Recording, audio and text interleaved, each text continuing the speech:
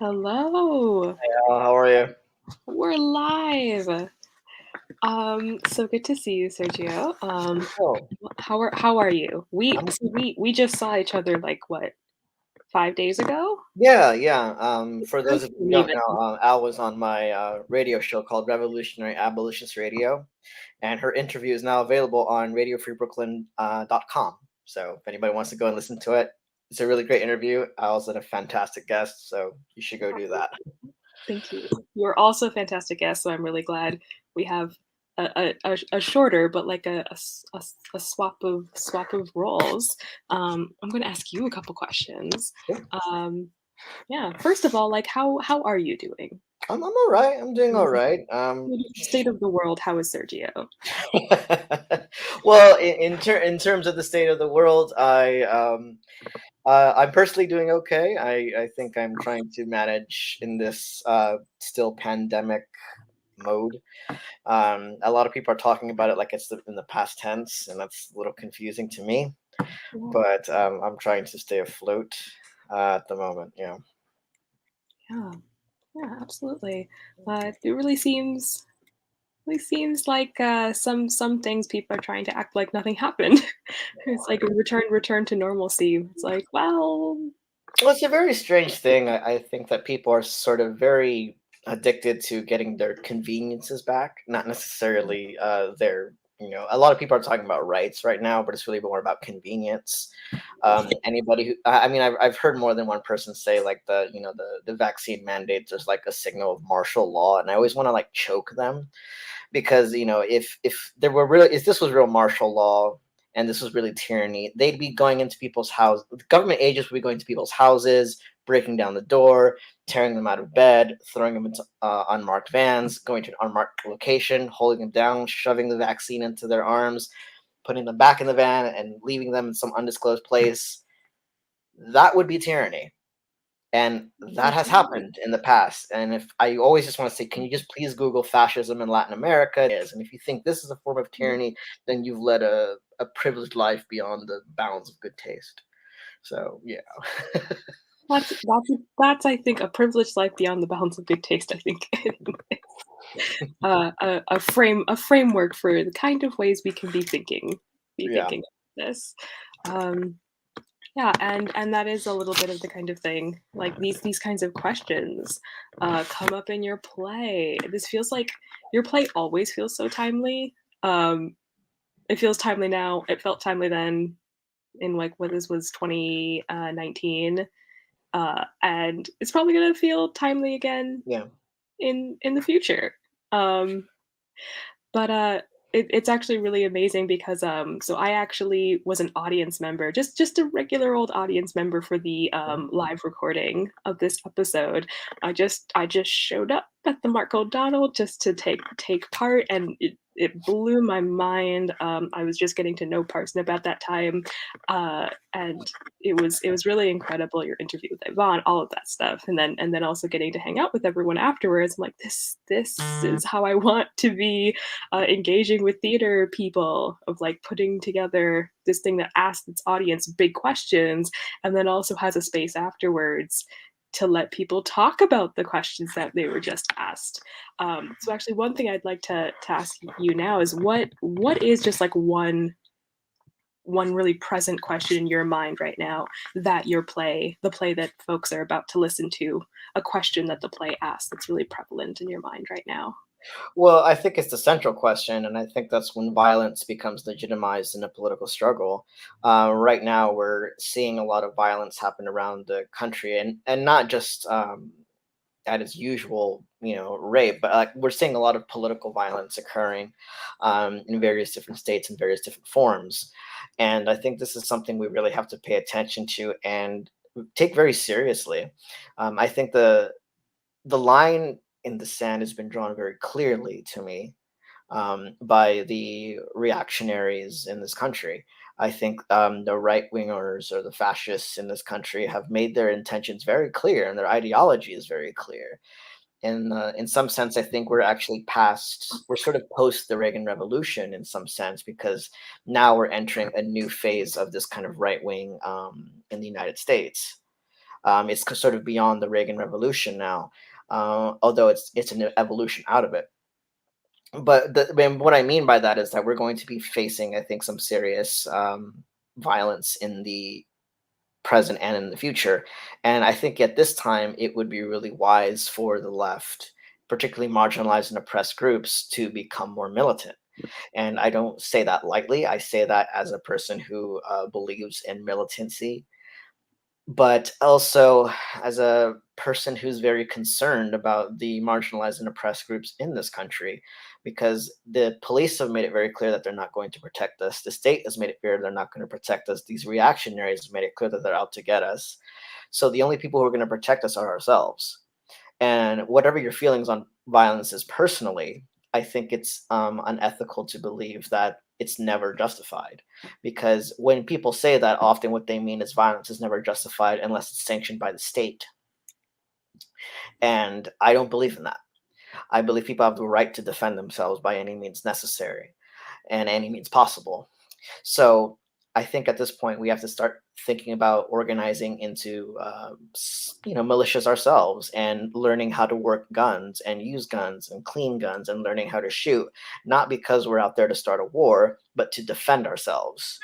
And I mean people, black, brown, and indigenous people, queer people, transgender people. We all have to be very serious about preserving our own communities and our own lives, because obviously if they're out to get us, this is not a subtle movement that the reactionaries um, are proclaiming. I mean, they literally stormed the Capitol and were trying to hang the vice president. I mean, I think had they just been a little bit smarter, that could have gone so much worse. And now recently we learned that it actually was supposed to be a lot worse, that they were actually conducting plans of it in the war room, and that apparently politicians were actually involved in helping coordinate this. I mean, they're in our government, and this is how all fascist uprisings happen. They infiltrate the government and then they kind of take it over in some capacity in this way. It reminded me of the March on Rome in Italy. So I think at this time it's very telling that the left still refuses to organize, and I'm not sure what that's supposed to symbolize, but I think it's time, in a way, it's just kind of to stop saying, like, speaking to the good nature of people, because um, frankly, I would love to sit around and say sing kumbaya with people or something more catchy, but that's not really going to happen because they've made their goals clear, that they want to bring about the at least the spirit of the Confederacy back into this nation, and that has to be avoided at all costs. Hmm. Yeah. I think it's also really interesting. Like I said, your play is very relevant, and in some ways, interestingly, like we had this we had the initial recording during the Trump presidency, and now we're rebroadcasting it in the Biden presidency. And in some ways, it's like even more relevant in some ways. Where I think a lot of people in the last couple of years were like, we just need to get the one individual out of office, and then things will change. It's like we're still on a trajectory that is so much bigger than a single person. It's always been so much bigger than a single person. One person can be a symptom, but like this didn't all just spring out of the ground the day that, a certain like presidential like bid got announced X many years ago. Um, Well, I think that's, you hit the nail on the head. I think he was a symptom of a much broader and greater disease, and it's about a disgruntled population that is being exploited. But it's very hard for me to sort of have sympathy in a lot of ways for, like, see, I will stand say, like, with the white working class, when we're talking about anti-imperialism or anti-capitalism or in the labor struggle, like, I will stand in solidarity with them. But if they're going to call me a spick while I do it, see, that's a problem for me. And that's something that I really don't, that's something that I think the white working class really has to address and really has to work on, because it would be a lot easier if we all just kind of got over how one another looks and focused on the ruling class, but we're not there yet. And frankly, the white working class has historically always worked and voted against its own interests out of their hatred for immigrants, gays, and black people. And that has always been an obstacle to kind of overcome their own bigotry for their own interests. And at this point, again, like when we're facing such blatant violence from this demographic, and it's not just them, but also like the white middle class and the upper class. I mean, these reactionaries are not bounded by economic class; they're bounded by white supremacy. And if white supremacists are literally killing us and are literally out to get us and literally want us dead, then the responsibility becomes ours to defend ourselves. Because in all likelihood, I think there's going to be someone like Trump is going. He's going to rerun, or someone like him is going to run. This isn't over just because he lost an election. Mhm. Oh no, did I freeze? Yeah, I caught what you said. Yeah. I caught what you said, which is the important part. I need the audio, not necessarily the video, Okay. is what a lot of what Parsnip is about. Um, but yes, yeah, yeah, definitely. It's definitely a time for those kinds of things.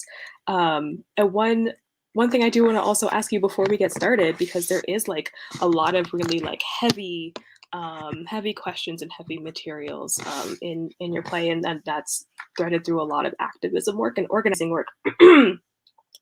So I actually want to ask you, like, out what like it can be sometimes just so stressful and so draining. Like, what is something that you do to like take care of yourself, or to relax and kind of step a little bit away and like protect part of your soul from kind of these really heavy things. It's difficult to, because we're so connected to everything now. Like, Yeah. and at one now we're like, as opposed to learning about the news the next day or in an hour or a few minutes. It's instantaneous. The news, like it's by the second, and so it's hard to separate yourself from the world events that are going on if you follow them. I'm a little bit older than you. And the reason I say that is because Mhm. the self care thing is not something I was taught to do in times of stress. And so it's something I'm still learning how to do. But I think this is when it's really important to have community. I think it's when it's really important to have groups of people who support one another and support you and support what you do. I mean, sometimes you need to be reminded of just how lovely and beautiful and brilliant you are. Um, and that I think is very important in times of social distress. I'm a big believer in community, and I'm a big believer in supporting one another.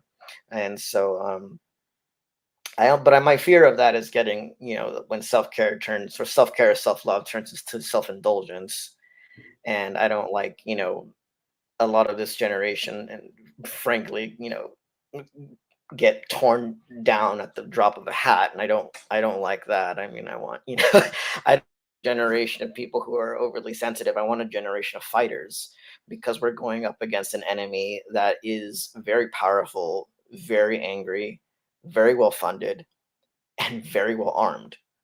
Mhm. So this is no time to have thin skin about things.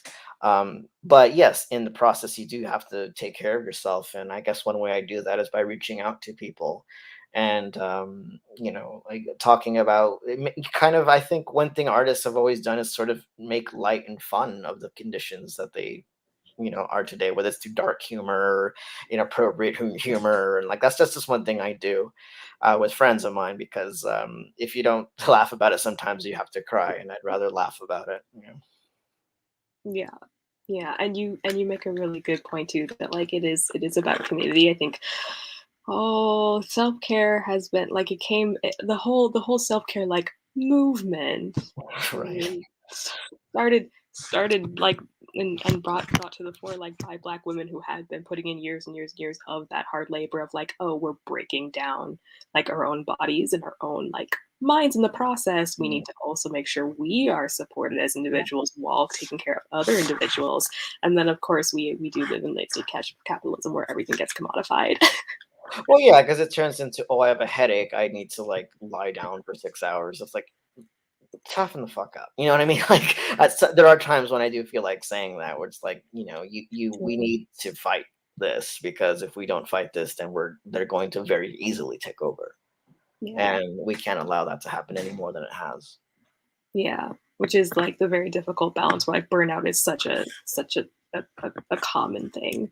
But it's Yeah. like so Yeah, I mean, you it's a have real to push shame. Yeah, times we have to push through because if you don't push through now, there's not going to be a later. right, exactly. And that's always the danger of it. It's the I understand that there are like there are figures like Huey Newton is someone I have a lot of admiration for when he was alive, and when he was in prison, he I think spent about 2 or 3 years in solitary confinement, Mm, and that's stress, that's pressure, that's anxiety, that's anxiety inducing. And when he got out, unfortunately, he never got treatment for it, which mm, is why like later in life he became sort of mentally unstable and violent, because he never really got treatment for like that, frankly, couple of years of torture that he went through. And so that's when you need self-care, that's when you need like help. But like I think a lot of these younger people today, and let me be clear, I have a lot of admiration for Gen Z. I think they've actually done a great job in terms of activism. I've been very impressed with their tactics and their yeah, dedication. they've really been able to weaponize technology. Absolutely, and I have a lot of admiration It's for like, and that. I'm like, But I think what one are of the you drawbacks doing? that they're demonstrating is that they're very thin-skinned, Mm, and they get they don't understand that this is really a fight, over over not only ideology and principles, but over our very existence. Because at this point, climate change is such a danger to the world and our species, that I think people are underestimating what that really means, because we've never really quite been in this position before where the planet is literally going to not be livable for our mhm, species. So it's a fight for the perseverance of organized human life, and I think mhm. people are not quite understanding the gravity of that yet.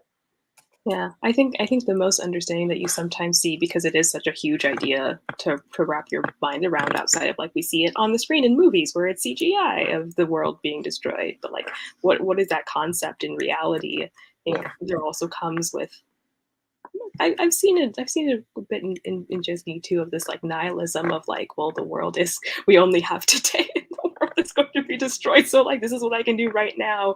And Right. then it's such a weird like way to be trying to live life at the moment. But also that it is like there are always these struggles and like I said, this play is continuing to be relevant.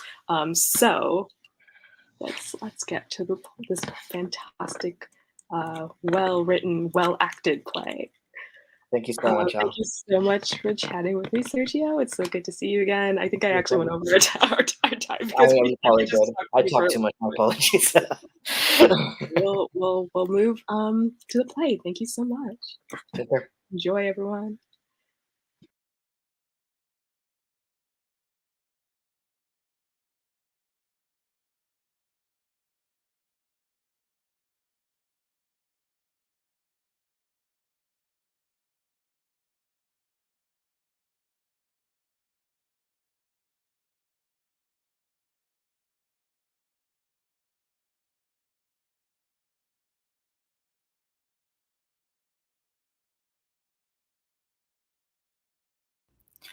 Hello, everyone. Welcome to the live radio play broadcast of The Parsnip Ship Presents Radical by Sergio Castillo, directed by Chelsea B. Lockie, with music by Miss Olithea.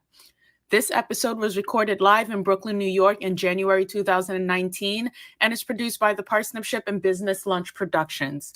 To listen to more episodes of The Parsnip Ship and to support our mission of amplifying bold artists for audiences who crave accessible stories and storytellers, please visit our website, theparsnipship.com. And don't forget to follow us on social media at The Parsnip Ship NY to stay up to date on all things Parsnip, including upcoming broadcasts, happy hours, and more. New plays, new music. This is how we hear theater. Without further ado, Radical. Enjoy.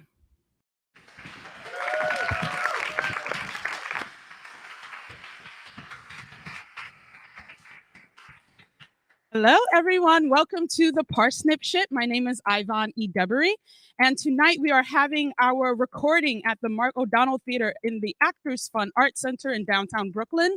Thank you again for hosting us. Tonight we are hearing Radical by Sergio Castillo with musical guest Miss Olithea and directed by Chelsea B. Lockie. So this is our 4th season of our regular play reading and music series, and it's our most exciting one yet because it is featuring solely playwrights of color and their dynamic and inventive stories, which will be brought to a wide audience of theater, music, and podcast folks. And before we get into our first song of the evening, I like to ask our playwright, what would the world be missing if it didn't have this play? I think a conversation about violence and when violence becomes legitimized in a political struggle. Short and sweet and a little bit dark. I like it. So we're going to get to our first song by Miss Olithea.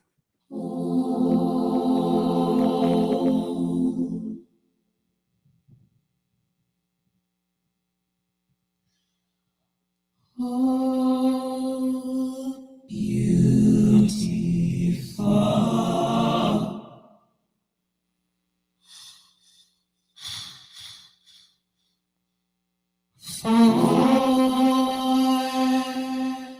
Spacious skies,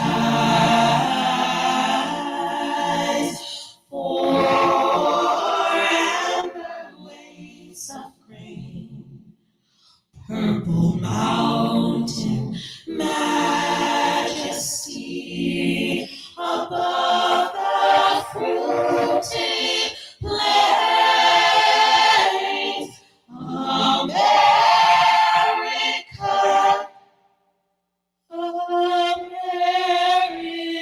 God shed his grace on thee and crown thy good with brotherhood.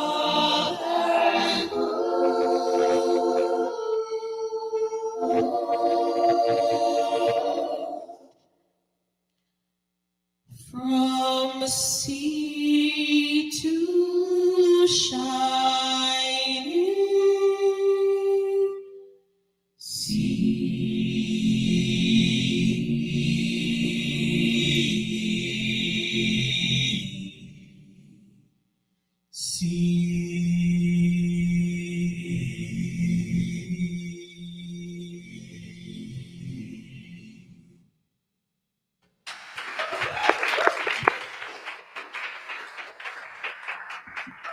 I'm Dana Kreitz. I'll be reading stage directions and Guard 1.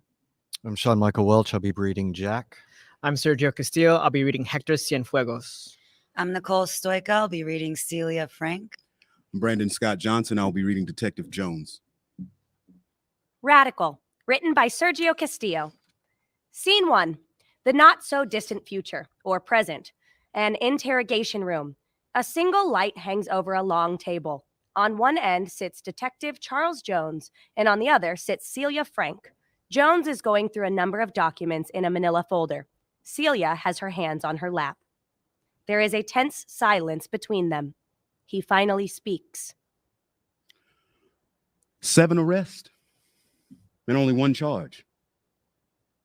That's impressive. The rest were either dropped or not brought, but the last one landed you in Rikers for a few months. You remember that one, don't you? You accused a police officer of grabbing your right breast, and in a reflex, you elbowed him in the eye while he was detaining you for disorderly conduct. It was nearly 3 years ago. Interesting. Jones goes back to reading her dossier. Celia puts her hands on the table. We see she is in handcuffs. Could you please take these off? No. Jones continues reading. Grew up outside of Oakland, California, attended NYU, received a bachelor's degree in literature with an emphasis in British poetry. Made you study that? According to your internet search history, you took up an active interest in Marxism, anarchism, Middle Eastern politics, the Irish Republican Army, and the poet Lord Byron, amongst others after graduating. How did all that start? How did what start? This research. I would like to speak to my attorney. It says here that you started extensive research on these subjects after you attended General Assembly meetings when you partook in the Occupy Wall Street movement. Did we get that right? Occupy is what radicalized you. Your political epiphany was a hashtag? And it says here that you started volunteering at the New York National Chapter of the Lawyers Guild after your third arrest? Is that who you want to contact? My attorney's name is Rebecca The Henningberg. National Lawyers Guild is no longer in operation. Their services have been terminated. You won't be able to contact your former attorney. Why am I here? Jones looks back at the folder. He closes it and puts it on the table. What can you tell me about Hector Cienfuegos? You were one of his associates, isn't that correct? It says here in your dossier that you haven't spoken to him since around the time of your pregnancy. But what can you tell us about him? I don't know where he is. Oh, we know where he is. A torture chamber. We see an old, rusted-down metallic barrel filled with filthy, ice-cold water on stage. A naked brown body with a black bag over his head enters from a steel door. He takes a step or two before he collapses onto the floor. The body seems almost lifeless. The body is covered in fresh cuts and bruises. He stirs a bit. 2 mercenary prison guards enter and pick the body up and get him to his knees. One of the guards takes the bag off of the body's head. It is Hector Cienfuegos. Hector is barely conscious. The guards drag him by the arms directly to the metallic barrel. Hector sees the barrel and tries to resist. The guards easily overpower Hector. Guard 1 takes Hector's head and shoves it into the metallic barrel. Guard 2 helps by also holding him down. Hector resists, but the guards still overpower him. Guard 1 is holding Hector's head in the water and then brings his head out. Hector is coughing and struggling to breathe. Guard 1 immediately shoves his head back in the barrel before Hector can catch his breath. Hector continues to struggle. Guard 1 once again brings his head out. Hector is coughing and struggling to breathe. Stop! Guard 1 immediately shoves his head back into the metallic barrel. Hector fights harder, but the guards push harder and leave his head in the metallic barrel for a very long moment.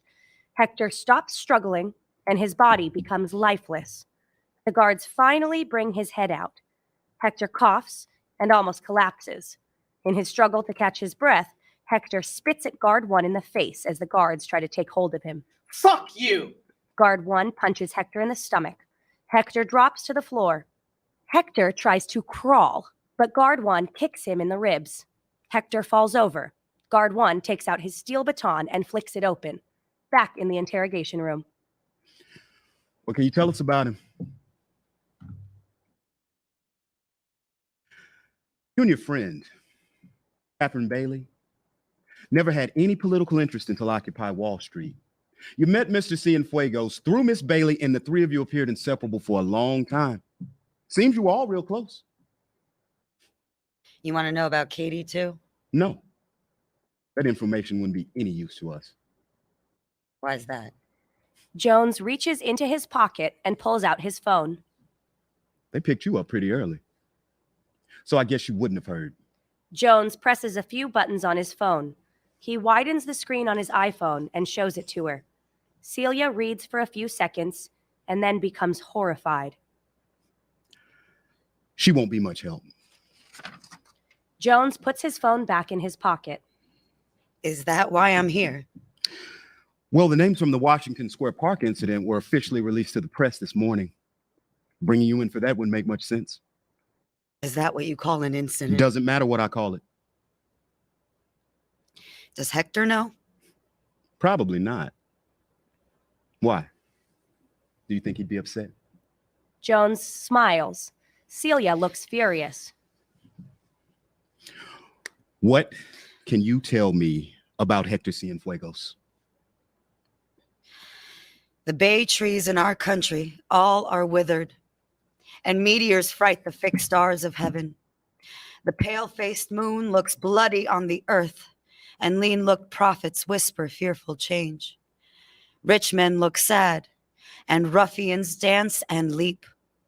The one in fear to lose what they enjoy, the other to enjoy by rage and war. Oh, that was lovely. What was that? Un cálculo. Jones takes his gun out of his holster and places it on the table. Celia looks at the gun. Is that supposed to scare me? I know it scares you. Back in the torture chamber, the metallic barrel is gone. Hector is tied to a chair in the middle of the room. He is only dressed in filthy black shorts provided by the guards. The two prison guards hover over him like a bird ready to strike its prey. Hector's face is bleeding. Guard 1 punches Hector in the face. Guard 1, you can make this end. What are you planning? Hector spits out blood. I don't know what you're talking about. Guard 1 to Guard 2, hold his head up. Guard 2 does as he is told. Guard 1 takes out an army knife. He almost sits on Hector's lap as he starts to cut Hector's face. Hector screams out. Back in the interrogation room, Jones and Celia are where we left them. I have to admit, I'm not well versed in all this anarchist philosophy. Kind of bizarre. Can you tell me something about it? Fuck you, pig. Now, you see, that part I already knew. What else can you tell me about it? Antifa? You know, my family's not so far removed from political activism. My grandfather's from Selma. He marched with Dr. King to Montgomery. The irony. Jones glares at Celia. She does the same. Jones regains his composure and takes out a packet of cigarettes and a lighter. Your purchase records imply that you quit smoking when you found out about your pregnancy with Edward? Or is it Eddie? It is the baby's name, right? Named after the husband's father? Celia looks troubled. Jones takes out a cigarette. You don't mind, do you? Jones lights the cigarette up and drops the lighter on the table. Would you like one? Celia knocks the cigarette packet off the table. You know, about 1 million years ago, I had this friend that was a dealer. We grew up on the same block. We were close. Up until around that last year of high school. See, he was a real tight ass, but a smart kid in a lot of different ways. Started off selling weed and moved on to more lucrative products that he could get his hands on. He used to always talk about the struggles of hustling and how life was the series of never-ending hustles. He had to hustle for his money. He had to hustle for his family. He had to hustle for his dignity. But when hustling turned to dealing, couldn't get him away from it. See, it was the one thing he was truly good at. Made him feel important. As if he were providing a service to his community. But after his mother died, shit, he couldn't get enough of what he was selling. Came to my house one night, high as a motherfucker. Said he needed me to hide him. He got into some shit with one of his providers, shot him in the stomach. Told him he could stay, but under one condition. If he got rid of the gun and the dope. He refused. Told me no. So I told him he was on his own. He vanished off into the night, and that was the last I saw him. Next morning, cops found him dead in the park. Multiple gunshot wounds. Body left hanging on top of a fence. I didn't think much when I heard it because the only thing I could think of was if he only done what I told him to do, he'd still be alive. What do you want? Mrs. Frank, we know you're no longer a political activist. We know you're no longer affiliated with political activists, but your history leads us to believe that you can gather some information for us that we're unable to obtain. Like what? We have reason to believe that the International Revolutionary People's Guerrilla Forces is planning to stage a terrorist attack in New York City in the immediate future. We need someone with a history with this group to infiltrate their leadership and get the details of their suspected plan. Leadership? Do you have any evidence for any of this? Unless you're going to charge me with something, I'm going to exercise my right to remain silent. And I would still like my constitutional right to an attorney. Is that so? Guard 1 enters and stands behind Jones. He is drying his hands on a small towel covered in blood. Don't push your luck, Miss Frank. Guard 1 tosses the bloody towel on the table. Celia stares at it nervously. There are other ways of persuading you. Celia looks at Guard 1, then at Jones. I would like to speak to an attorney. No. Back in the torture chamber, no one is left in the room. The chair Hector was tied to is now on its side and has blood on it. Guard 2 enters with a mop and a bucket. He mops the floor and squeezes the water and blood into the bucket. He starts mopping downstage and works his way upstage. He eventually stands the chair up. The guard takes his time. He is perfectly calm. This lasts for a full minute or two. Scene 2, Brooklyn. Celia's apartment, living room. It is a typical Park Slope middle-class home. There is a high chair for a baby and a small basket of stuffed toy animals next to it. One happens to be a stuffed toy elephant. Jack, Celia's husband, is on his cell phone. He paces around the apartment quickly. No. I want to speak to whoever's in charge there. Do not transfer me to the front desk again. No, don't tell me to calm down. I want to speak to the person who issued the order to come into my home and arrest my wife without a warrant or probable cause. She was not read her Miranda rights, and I swear to God, I'm going to press charges if I don't speak to someone who... don't transfer me again. There's a knock on the front door. Jack hangs up the phone and walks over to the front door and opens it. It's Celia. Oh, thank God. Celia enters quickly and walks to the middle of the living room. Jack closes the door and then hugs her tightly from the back. She hugs back, but with less enthusiasm. Jesus Christ, I was worried. Are you all right? Celia slightly nods and starts looking around the apartment. I've been on the phone with the cops for like 4 hours. They wouldn't tell me what was going on. I've had to scream my fucking head off just to get past to the front desk. Is Eddie asleep? Yeah, I put him down an hour ago. Good. Celia, are you in shock or something? What the hell happened? Nothing. It's fine. Honestly, I think we should press charges against the city because if this ever happens Jack, to stop, please. Let it go. What? Just forget it. Are you crazy? Absolutely not. Did they hurt you or threaten you in any way? I said I was fine. Were you even charged with anything?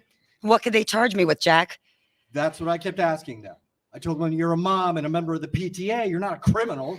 They just kept transferring me around like I was a Okay, Jack, I get it. You had a stressful night. So did I. Jack sees Celia still desperately searching the apartment. What are you doing? Where's my phone? What? My phone, where is it? Jack reaches into his back pocket and pulls out Celia's phone and hands it to her. She turns it off. She takes off her earring and takes out the SIM card with her earring. Give me yours. Jack hesitates, but he hands her his phone. She turns it off and begins to take out the SIM card with her earring. What's going on? We probably shouldn't talk about it.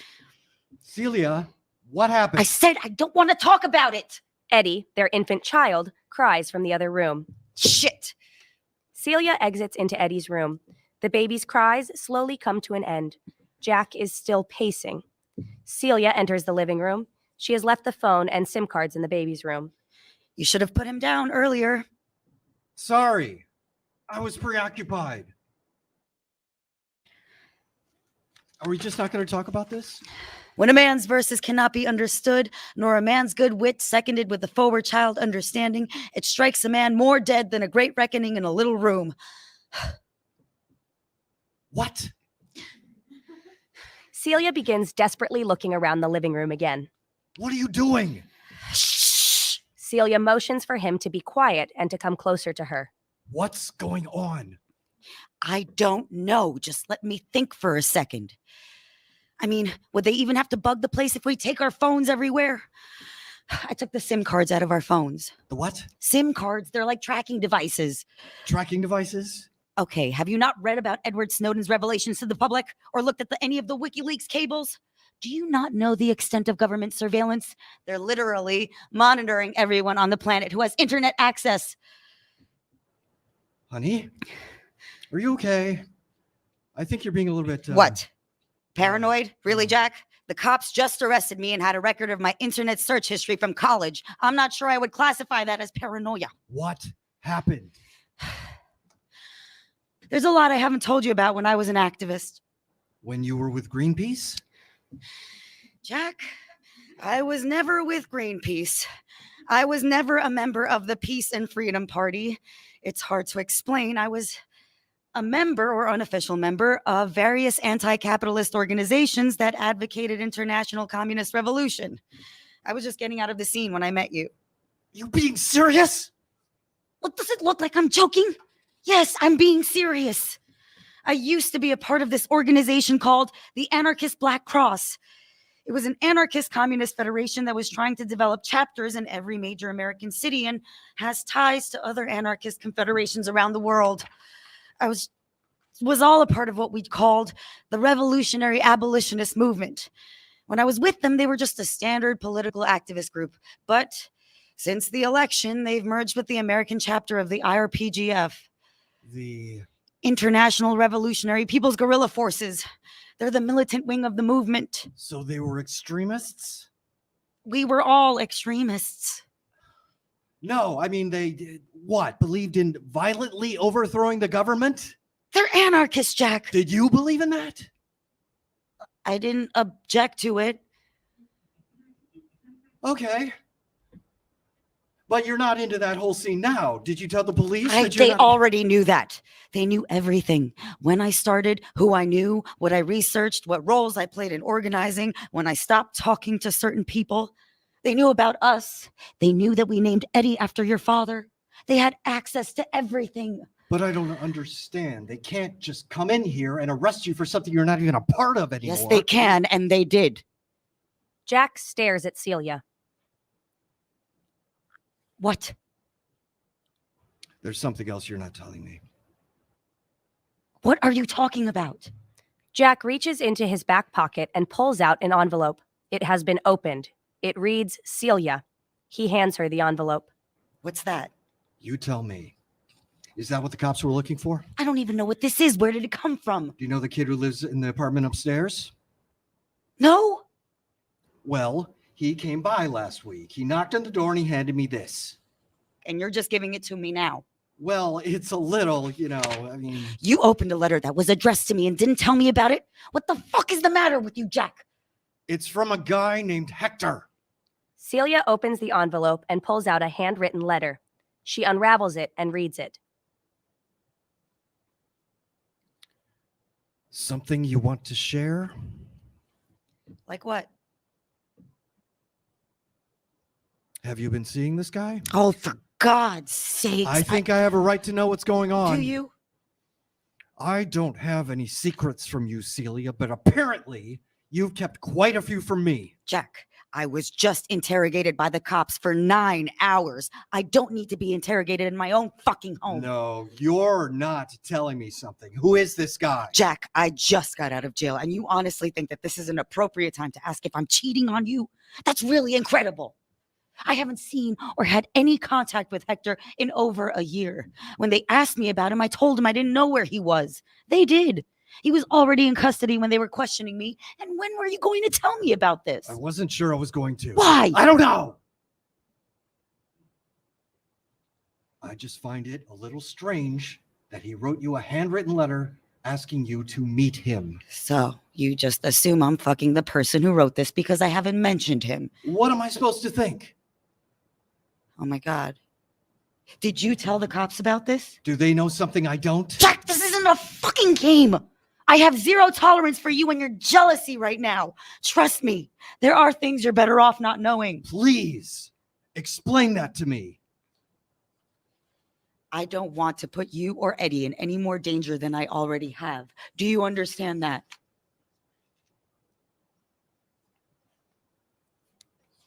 What did the cops want if they already had Hector in custody?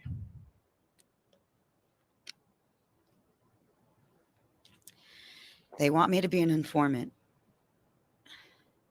They brought me in because they think that the IRPGF is planning something. They wouldn't tell me what. Jesus. Did they offer you money? A lot. I either work for them or... Jack, I don't think you understand what all of this is. This is something people get killed over. Are you going to meet him? Celia looks at the letter. I don't know. We all have our secrets. Some are more dangerous than others. You think your friend is in danger? That's not really a question. No, what I'm asking is, do you think they could get whatever information they're looking for out of him? I doubt it. Let's just say Hector is someone who doesn't have a lot to lose.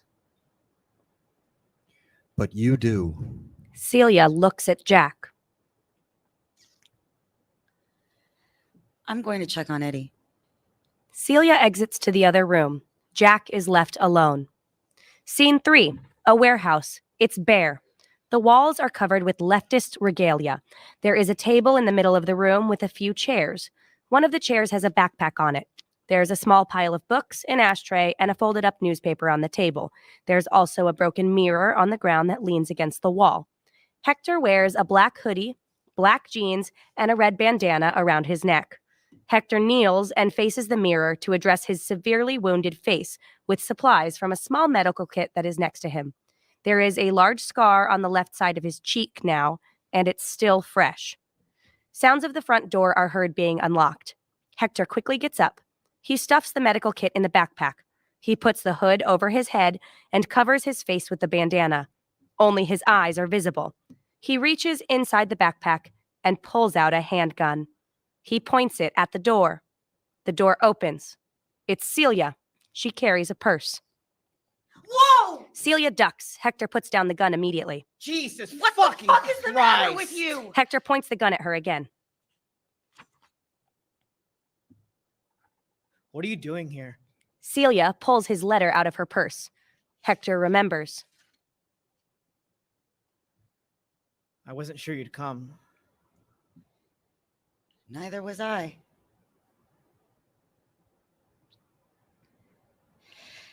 The night hath been to me more a familiar face than that of a man, and in her starry shade of dim and solitary loveliness, I learned the language of another world. Hector lowers his gun. Byron. They stare at each other for a moment. Hi. Hi. What are you doing with a gun, Hector? Hector slowly pulls off his hoodie and pulls down his bandana from his face. Celia sees his new scar and his badly beaten face. She doesn't know how to take him in. Hector limps as he puts the gun back in the backpack. Prepare, prepare the iron helm of war. Bring forth the lots cast in the spacious orb. The angel of fate turns them with mighty hands and casts them out upon the darkened earth. Prepare, prepare. Blake, do you carry that everywhere these days? Only when a friend drops by. Celia sort of smiles. She closes the front door. Hector sits down slowly. His body tremendously aches, but he tries to hide the pain from her. Celia examines his face. Jesus, Hector, are you okay? Do you have a medical kit or something? Yeah, but it's fine. I'll take care of it later. Are you sure? Because I can just... Celia, it's fine. I'll be okay. At least you're out. Hector doesn't really respond. Celia takes out a packet of cigarettes and a silver Zippo lighter from her purse. She shakes the cigarette packet jokingly. Surprise. She puts the cigarette packet and lighter on the table. Hector takes them both. Oh, that's so sweet. The store was out of wine. Really? A lot of people are drinking these days. Sorry, this is a shitty substitute. No. This is great. Thank you. Hector lights up a cigarette and takes a puff. He picks up the packet. ¿Usted? No, none for me. Oh, come on. Hector shakes the packet of cigarettes playfully. Fine, but just one. Celia takes a cigarette and lights it herself. Hector places the ashtray on the middle of the table and organizes the books on the table. Celia takes a puff from the cigarette and smiles. Fuck, that's really good. Did you quit? Mostly. My husband hates it when I smoke. It's like the one vacation I get these days, and I don't even get to enjoy it. I guess it wouldn't be good for the kid. Well, I'm not doing it in front of him. Oh, you're not blowing smoke into your baby's face? Oh, God. According to Jack, I might as well be. I read somewhere that smoking is actually really good for babies. Really? Yeah. Alternative facts. Jesus. It's your fault, you know. How's that? I never smoked a cigarette until you offered me one. I didn't know that. Do you remember the first time you offered me a cigarette? Remind me. It was after a General Assembly meeting, and we were all exhausted. I had this pounding headache, and all I wanted to do was relax. Then you sat next to me and lit up a cigarette. We shared the first one. I took little puffs as we talked. But then you offered me my own and handed me a pack of matches. And I kept trying to light the match, but I couldn't quite get the spark going. And you just looked at me so awkwardly. And then you took them and lit one on the first try. And I think I said something like, "Oh, must be beginner's luck." But I felt like such an idiot. So what are you doing with a Zippo lighter if you've quit smoking? Mostly quit. And I don't know, you never know when you might need to get a fire going. Ah, es la verdad. Pero no tienes que fumar para ser una revolucionaria. Shut up. Lo estás practicando. Muy. Poquito. Celia, you should practice more. I know. Eddie's going to need to know Spanish. He will. His mom might have a little trouble. Really? Yes. Sí. Did you lose that Neruda book I gave you? His book of questions? It was the last thing he wrote. The poems are in English and Spanish. It's a nice way to practice. Yeah, no, I don't know. It's somewhere. I haven't picked it up in a while. I haven't picked up any book in a while. How come? I don't know. I just haven't had the time with Jack and Eddie and everything else. How is Jack? He's cranky as shit. He's pissed about the election. It was a fucking coup d'etat, Hector. That's what they're saying. God, the irony, though. Right? The CIA is upset that another country may have possibly tampered with our presidential election. I think everyone in Latin America might have scoffed when the CIA and every fucking liberal started whining about it. I'm assuming you were at the last rally? In Washington Square Park. How many people were arrested? I was arrested early on, so I'm not really sure. Like, at least 1,000. 1,000? Some people say it was more, but I don't know the exact number. They're calling it the Washington. I know what they're calling it. How involved were you? What do you mean? I mean, did you organize it? Were you just there? The Times didn't mention the Black Cross by name, but... Oh, well, yeah. There were a lot of groups there and a lot of non-affiliates, but Katie and I did a lot of the legwork. It was her idea. The march? I just helped out where I could. Still so modest. Looks good on you. Usually you can't get different leftist groups to even agree on what time of day it is, but there was total solidarity on this. I can see that. They're planning another demonstration this week. You should go. And what? Come out looking like you? I don't think Eddie would recognize me. How is little Eddie? Little fucker won't stop crying. It's hard to picture you as a mom. Why? I don't know. You used to have this self-resentment when it came to caring about other people. You always said you hated your maternal instinct. I still do. God, he must be a year by now. 11 months. I've been looking at Jack's pictures of Eddie on Facebook. Oh, yeah? Yeah. Looks like you. Right. I've been worried about you.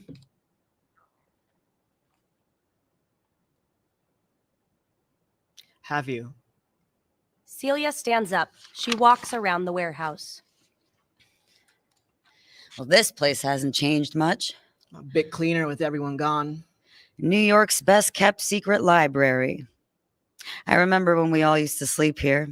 All those long talks and debates. Jesus, we would go all night. There was a lot to talk about. I hated not having any privacy, though. That was one problem. We'd have to wait until everyone was asleep, remember? No one was ever asleep. Wait, what? They heard everything. Are you fucking kidding me? No. What? So much for being discreet. Oh my God, that's so embarrassing. Why? Well, fuck, Hector. I didn't know people were listening to us while we were having sex. I would have at least waited longer or been quieter. You've never been quiet about anything. Shut up. You knew. I didn't, I swear. It's not funny. It's a little funny. You know what I remember most about this place? What? You reading me poetry in Spanish until dawn. And that's how I would fall asleep. For the truest poetry is the most feigning, and lovers are given to poetry. And what they swear in poetry may be said as lovers they do feign. I remember. How's your cigarette going? Amazingly, I haven't had an actual cigarette in so long. I'm like dying for something I know is going to kill me. We should really quit this shit, though. It's a filthy habit. Disgusting. But you look so cool when you do it. I do. Celia puts out her cigarette. So explain the little boy. What? Explain why a little boy knocked on my door in the middle of a Thursday afternoon last week and handed an envelope to my husband. He gave it to Jack? He didn't tell me about the letter until yesterday. Did he read it? Yeah, but Hector, it's fine. He didn't say anything. You're sure? I'm positive, especially if it involves me. He wouldn't say a word. Were you arrested? Celia nods her head. Are you okay? They were asking me about you. They know something's up. What did you say? I would like to speak to an attorney. Thanks. They wouldn't let me call anyone. What happened to the National Lawyers Guild? What do you think? It's why I'm here. This is the only place the pigs haven't raided. Seriously? Bookstores, coffee shops, schools, fucking private residents. This place was the last resort. I didn't know where else to go. It's a good hideout, for now. Do you remember what the third rule was for this place? No cell phones. Or turn them off way before you come here and remove the SIM card and turn them back on once you get where you're going. And they called me paranoid. But if they really wanted to find you, they could. Doesn't mean I have to make it easy for them. Where are you staying? I'm currently residentially impaired. Clearly. When are you back in court? Yeah, doesn't matter. Oh, what? You're just skipping court? I'm leaving. What do you mean? Hector pulls out a note from one of the books on the table. He folds the note and puts it in the cigarette packet. He pushes the packet over to Celia. She takes the note out, unfolds it, and reads it. She folds the note and puts it back in the cigarette packet and places it on the table. You left your phone like I asked? Yes. When? On the 1st. Are you out of your fucking mind? The recent demonstrations are only the beginning. This is what it's come to. That's paranoid rhetorical bullshit, and you know it. What, arresting people for Facebook status updates? Interrogating activists for Skype chats? Beating protesters into comas? Shooting unarmed protesters with their hands in the air? Calling everyone who objects this kind of barbarism officially a political terrorist. That's what you call bullshit paranoia. And you think blowing up the facility of a private military contractor is going to change all that? Civil disobedience isn't working. I thought you might have noticed that by now. It's crippling the movement. Movement? Hector, look around you. This isn't Rojava or Belfast or Chiapas. You're dealing with a population that's apathetic at best and reactionary at its very worst. They want nothing to do with you and your revolutionary delusions. So you're saying nothing should be done? I'm saying resorting to guerrilla tactics would only strengthen the grip of the military, not weaken it. What's been happening here? At what point do people have the right to overthrow their oppressors? When are they allowed to exercise that right? Hector! Think about this. What do you think the consequences of this declaration of war are going to be? Do you think it's going to significantly disrupt the actions the government has taken? Have you thought about the immediate aftermath of blowing up a building that has been officially sanctioned by the United States military? Or what effects it will have on regular, everyday people? Do you honestly think that this is going to usher in the great international proletarian revolution? You're missing the point. Am I? Because it seems to me that if you really believe in proletarian internationalism, you would seriously ask yourself what the results will be from the actions you take. We have. This was voted on. Yes. Who proposed it? Hector takes a drag from his cigarette. Look, Hector, I understand. I know how infuriating all of this is, but you don't. No, you don't know, okay? Don't pretend like you know what's been happening out in the streets. You live in Park Slope in a cozy apartment with your husband and child. You haven't seen how militarized the pigs have become. You haven't seen how armed mercenaries handle peaceful protesters. You haven't seen free breakfast for children programs get raided by the National Guard. So I'm not allowed to have an opinion on any of this. Celia, we're not talking about theory anymore. We're talking about practical action against a government that seeks to destroy any form of dissent. Violence is a last resort, Hector, not a first option. You're the one who taught me that. What do you think we've been doing for the last 5 years? Protesting, peacefully organizing, getting beaten in the streets, going to jail, using direct action, trying to build grassroots structures to replace the reactionary ones, only to have them broken and sabotaged by a militarized police. We've used every civil disobedient tactic that exists, and the government has only become stronger. And this is the best alternative you could come up with. What's yours? Join the Democratic Party and give imperialism a human face? Oh, fuck off. Isn't that what they call liberal delusion? I was in Zuccotti Park with you, Hector. I know what the state is capable of. Don't sit there and lecture me on things that have happened to me. How do you think the government is going to respond to this? You think they're just going to let it go? Conflicts like this become cyclical, and you're going up against the most powerful empire in the history of the world. I'm prepared to be a casualty. Of what? This isn't a war, it's what? You and 10 other guys who want martyrdom? You want your face on a t-shirt? You want your name uttered with Subcomandante Marcos and Che Guevara? You're going up against the United States government and you're toying with kindergarten ideas of revolution. Would it be worth it if this saved the lives of even just a few people? So that's what this is about. Saving people's lives. What do you think this is about, Celia? I think this is about you trying to prove that you can be just as heinous as the U.S. government. No, wrong. This is strategic counter-military operation. We're targeting property, not civilians. And you think that the government is just going to have a sense of humor about that? They're in no moral authority to judge any actions we take. That might be.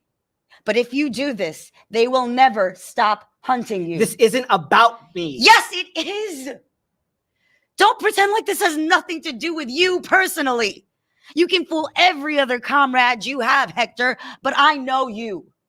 And you're deluding yourself into believing you're going to be the Che Guevara of the 21st century. I can't help but think that you're trying to force your way into that American timeline, that you want your name in all those history books, that you want academics arguing about the morality of what you're about to do, that you want the left to view you as the next step in the science of revolution. That's ridiculous, Hector. It's destructive.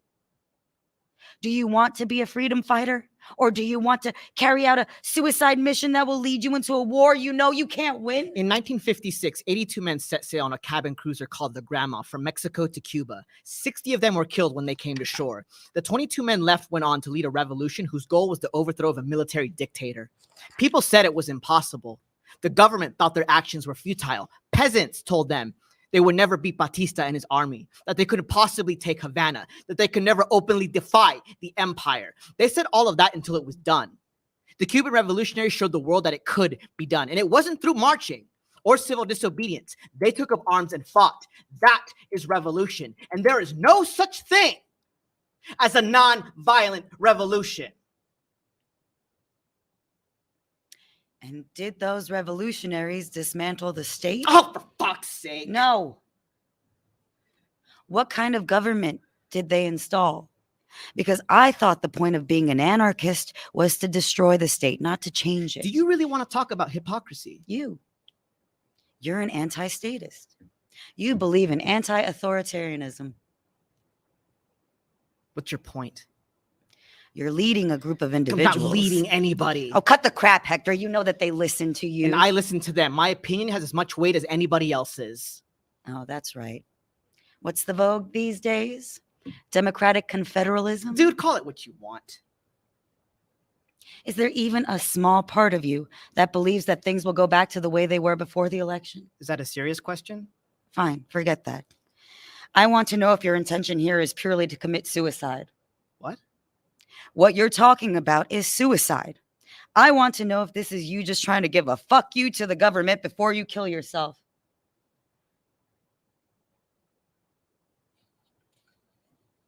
You want me to argue whether or not what I'm doing is actually suicide? Listen, I'm going to let your condescension go because I know it's coming from a good place. Fuck you. You can call this suicide. You can call it martyrdom. You can call it whatever you want. But life and experience have led us down different paths. And the fact of the matter is, you need people like me. You need the radical. You need the political revolutionary to give a pulse to any progressive cause you're taking up in order to address the current political landscape. And let's be very clear. I'm not talking about indiscriminately bombing any building in the city. This is a facility of a private military company that got rich from selling arms and contractors to the US government during Afghanistan and Iraq. Now they've helped militarize every police department in the country. It's like a foreign occupation out there. This is not an irrational act, and we're not psychopaths. We've taken every step possible to ensure that this operation isn't going to kill anybody. You can't guarantee that.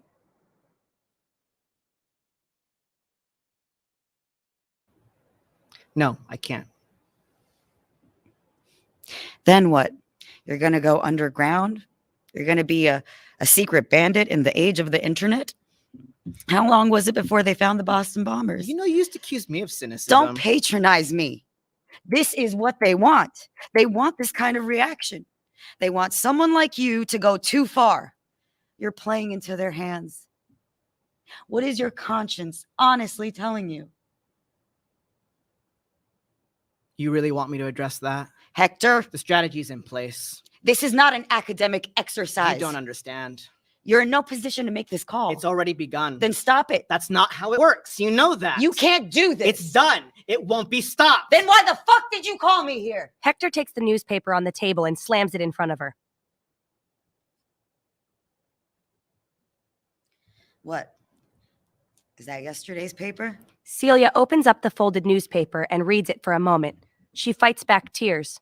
She folds the paper in half and places it back on the table. They showed this to me when I was detained. What really happened? It's all there. We planned to march from Washington Square Park to Wall Street, but something felt different this time. Lately, the pigs have been breaking up protests with tear gas before they even start. They didn't this time. I told Katie I had a bad feeling, but we decided to carry on. We weren't leading. We were just telling people what we were going to do, and it was up to them whether they wanted to follow us or not. I was one of the first to get arrested. They put me in a police wagon, and that's when I heard the gunshots. The Washington Square Park massacre. It was a non-violent protest against police brutality. Katie.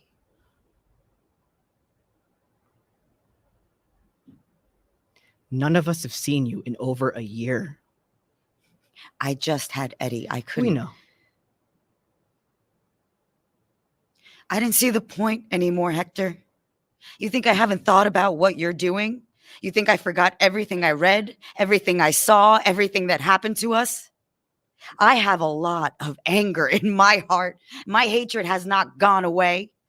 But it's not just me anymore. I have a child. And I want to give him a real life. This isn't a life. To be as left as we are is a special kind of masochism. It means to be in constant disappointment, and you know what kind of person that can produce. I don't want that for Eddie. I don't want to be cold and distant and bitter to him.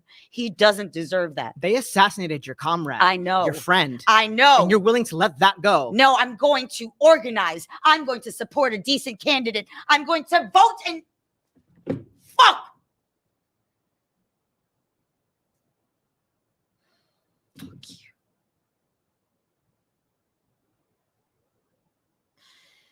Celia. I'm not joining you. I wouldn't ask you to. We just need someone to I help. said no.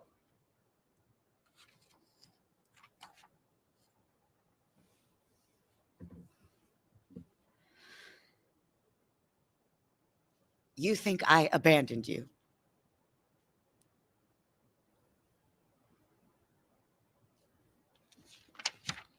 You had your reasons. No. Fuck, Hector. Don't act like you don't care or that you get feminist points for pretending to respect a decision that I know you haven't forgiven me for. It's your life. Hector, stop. What do you want me to say? The truth. You still haven't forgiven me, have you? It's not about that. Then what? I understand why you left the movement. That's not what... It's not important. Don't be like that. Just tell me.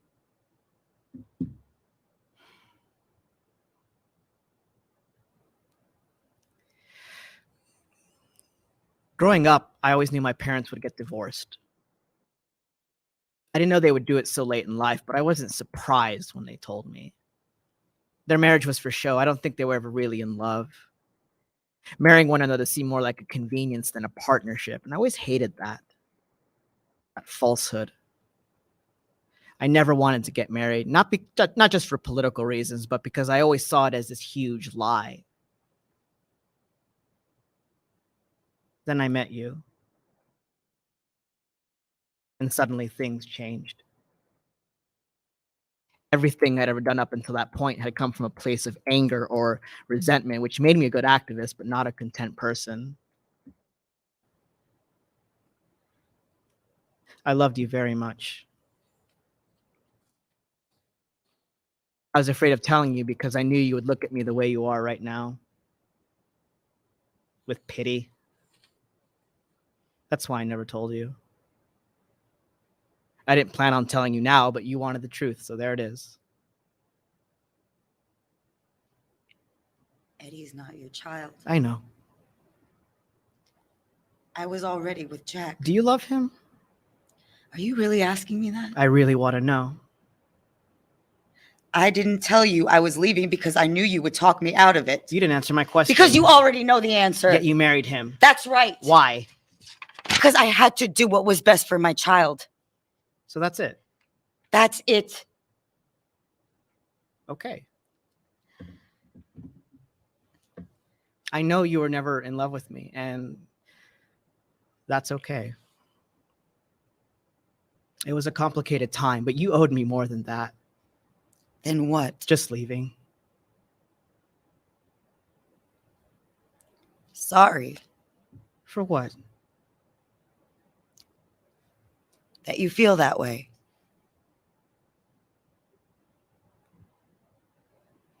Wow. Being married to a liberal has certainly done a number on you. You know, Hector, if this is what the movement has come to, I'm glad I made the decision I did.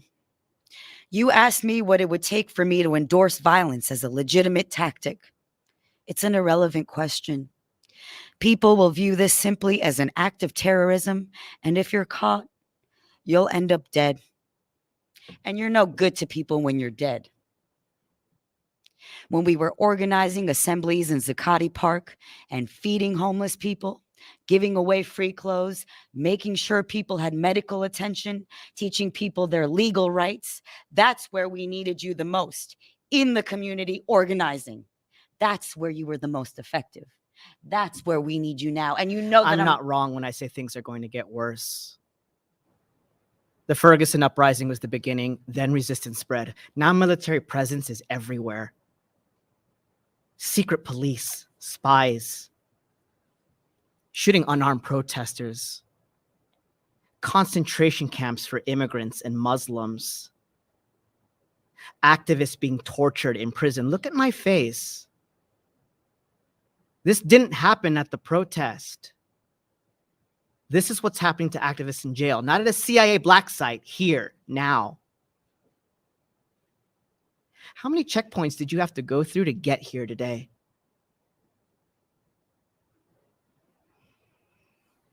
It's fascism, Celia.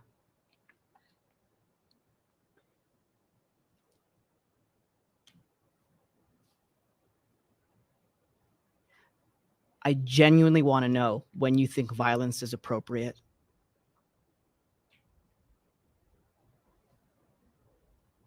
I don't know.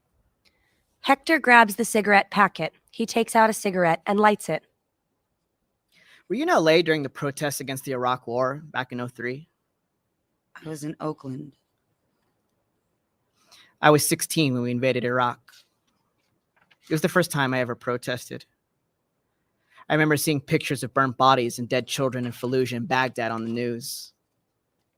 It was the first time the word war meant anything to me. My brother and I went downtown to meet the protesters. It was a march. Someone handed me a sign that said "No blood for oil." The sign was attached to this pretty thick wooden stick so I could hold it up in the air. I mean, usually it's just rolled up cardboard, but this was made out of wood. The further we marched, the closer we got to the front. So that's where the activists in black were. Anyway, I'm not sure how it started, but something happened and the cops started to push the protesters. I was close to the front by that point. Cops took out their nightsticks and started beating people. It felt like chaos. I lost my brother. People were screaming. I turned around and saw this cop beating this young woman. And I mean really, really beating the shit out of her.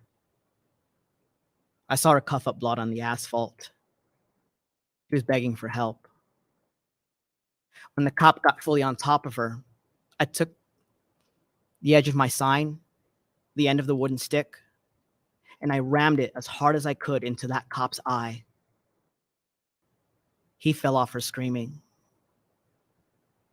The anarchists saw this and covered me immediately. There were these cops who were trying to grab at me. One of the activists pushed me to the ground and said, "Go, dump the sign." I got up and ran.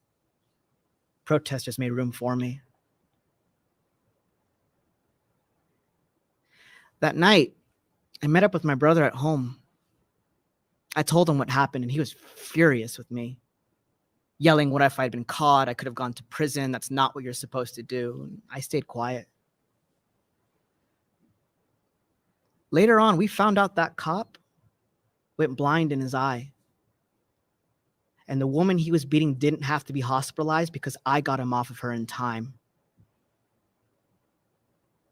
I knew that what I did needed to be done. I knew no one else was going to do it. I made a choice, and I have no regret. Esta lucha es una lucha a la muerte. Patria o muerte. Celia breathes in Hector and sighs gently. Turning and turning in the widening gyre, the falcon cannot hear the falconer. Things fall apart. The center cannot hold. Mere anarchy is loosed upon the world. The blood-dimmed tide is loosed, and everywhere the ceremony of innocence is drowned. The best lack all conviction, while the worst are full of passionate intensity.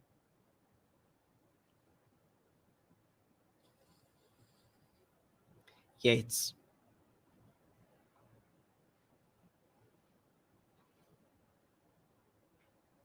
There's an inner thing in every man. Do you know this thing, my friend? It has withstood the blows of 1,000,000 years and will do so to the end. It was born when time did not exist, and it grew up out of life. It cut down evil strangling vines like a slashing, searing knife. It lit fires when fires were not, and burnt the mind of man, tempering leaden hearts to steal from the time that time began. It is found in every light of hope. It knows no bounds nor space. It has risen in red and black and white. It is there in every race. It lights the dark of this prison cell. It thunders forth its might. It is the undauntable thought, my friend. That thought that says, I'm right. Bobby Sands. You sent that poem to me when I was in jail. Celia grabs the pack of cigarettes. Having another? Celia slowly drops the packet on the table. She remembers the note is still inside. She pushes it to Hector. I guess I won't be seeing you. Celia gets up, grabs her purse, and exits. Hector puts his cigarette out in the ashtray. Scene 4. Celia's apartment, living room, evening. The floor is strewn with a few stuffed toy animals. Celia looks out of the window as she smokes a cigarette. She blows the smoke outside. She is pensive and depressed. She sits by herself for a moment. Jack enters from Eddie's room. I just put him down. Is he asleep? No, he's awake. Good. Are you seriously smoking inside the apartment? Shut up, Jack. Jack begins to collect the stuffed toy animals and puts them back in a basket. Have you ever read Childe Harold's Pilgrimage? Or Residence on Earth? I think I've heard of the first one. Celia nods her head and takes a long drag from her cigarette. You left your phone when you went out today. I know. Look, I know you're under a lot of stress, but I need you to have your phone. If something happened to me or Eddie, or if there was an emergency. We'll be fine. Jack picks up the last toy. It's by Celia's feet. It's the stuffed toy elephant. Oh, I wish you wouldn't smoke. Jack holds on to the toy as he sits. The first time I was arrested, I suffered a severe panic attack.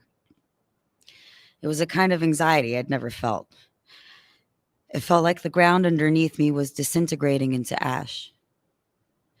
When I looked down, I saw these visions. I felt like I was falling into a pit that I would never be able to escape. I screamed, and the more I screamed, the harder the cops pushed me to the ground, pushing me further into this hell I had only ever dreamt.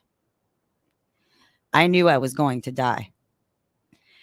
The earth had cracked open, and in its anger, in its fury, it finally decided to consume someone, and it chose me as the sacrifice. It was a kind of horror that could drive a person insane.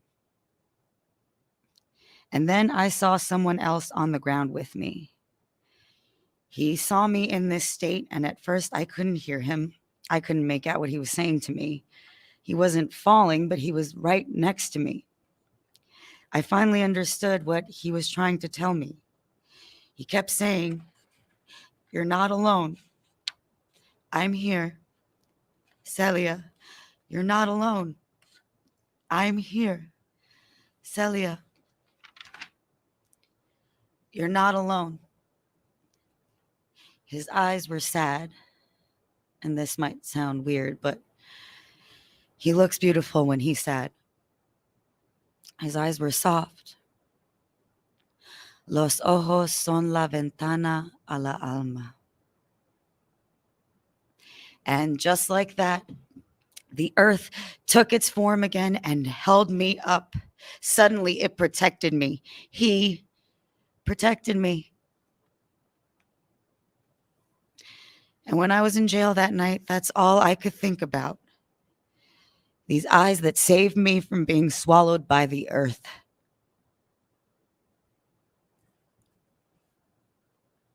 Why are you telling me this? Celia turns to him.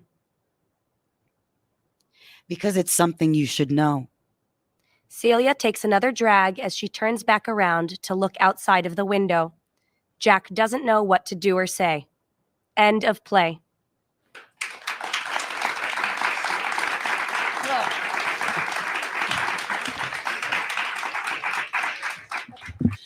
I want to say thank you again to the Actors Fund Arts Center for hosting us tonight.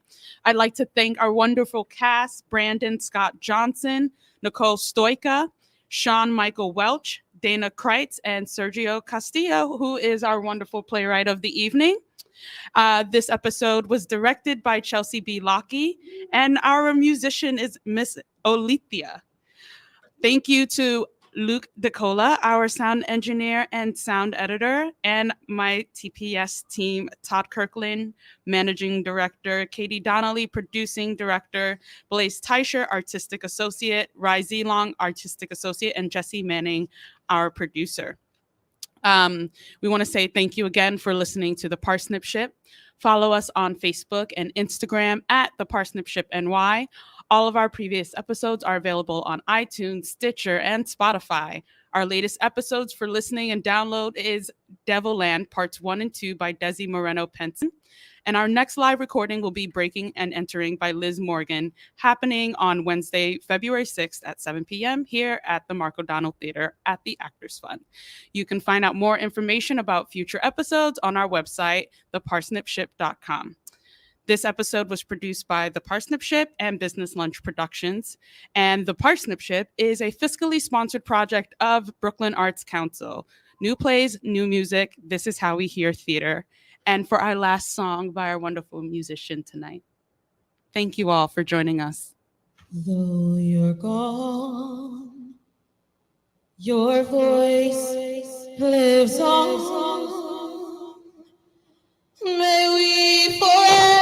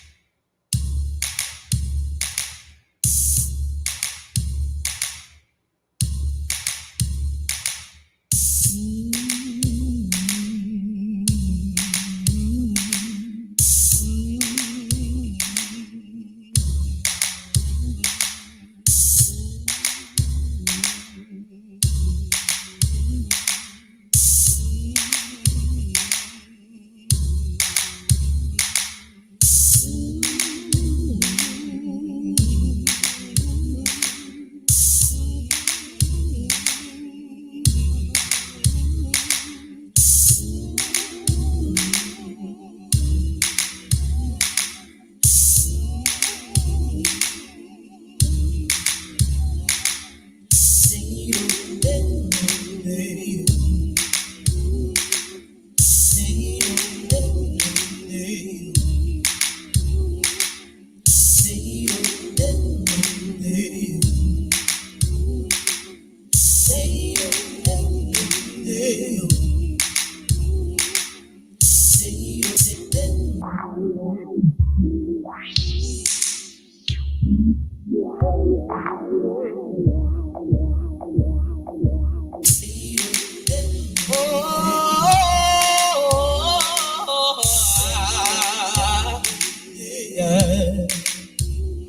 Standing here, what do I see?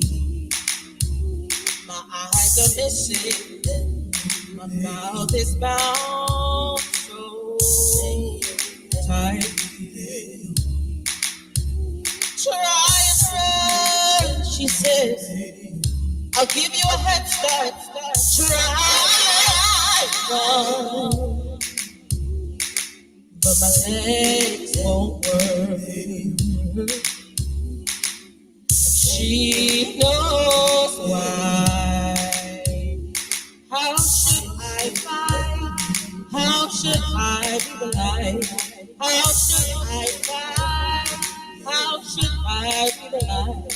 How should I fight?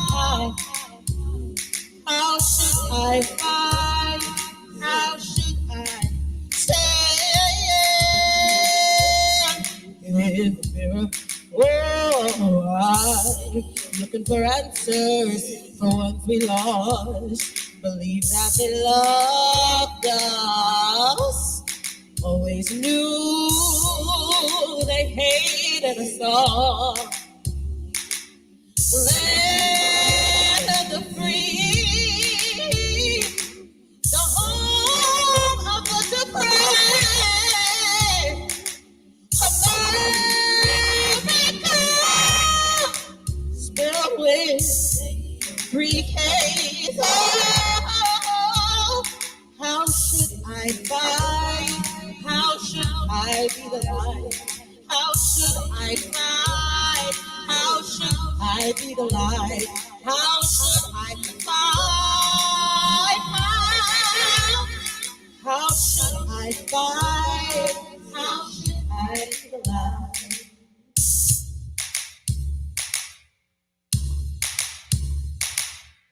Lord is my shepherd. I shall not want. Lead me beside still waters. You restore my soul, yeah. Though I walk down with a shadow, I've been no evil, I've been no hatred, I've been no persecution, but God with me.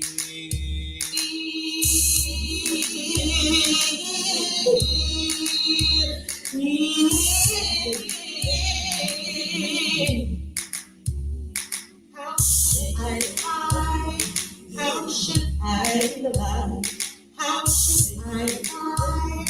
How should I be the light? How should I fight? How should I be the light? How should I fight? How should I be the light? How should I fight?